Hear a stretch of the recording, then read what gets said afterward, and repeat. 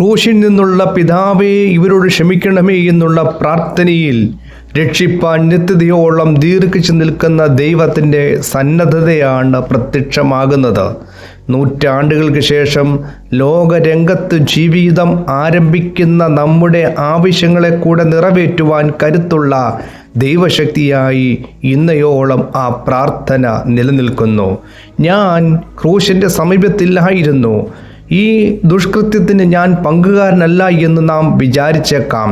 എന്നാൽ ക്രൂശിതനായ യേശുവിൻ്റെ മരണത്തിൻ്റെ ഫലമായ രക്ഷ നാം സ്വീകരിക്കുന്നില്ല എങ്കിൽ നാമും യേശുവിൻ്റെ മരണത്തിൻ്റെ അനുമതി നൽകിയവരുടെ കൂട്ടത്തിലാണെന്നേ വരികയുള്ളൂ.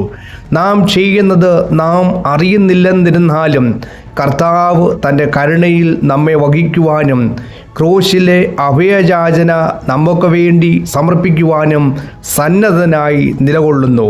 പിതാവേ ക്ഷമിക്കണമേ എന്നുള്ള യാചന ഇന്നും യേശുവിൽ നിന്ന് പിതൃസന്നിധിയിലേക്ക് കയറിക്കൊണ്ടിരിക്കുന്നു. നമുക്കും ചേർന്ന് ദൈവത്തോട് പ്രാർത്ഥിക്കാം, പിതാവേ എന്നോട് ക്ഷമിക്കണമേ എന്ന്.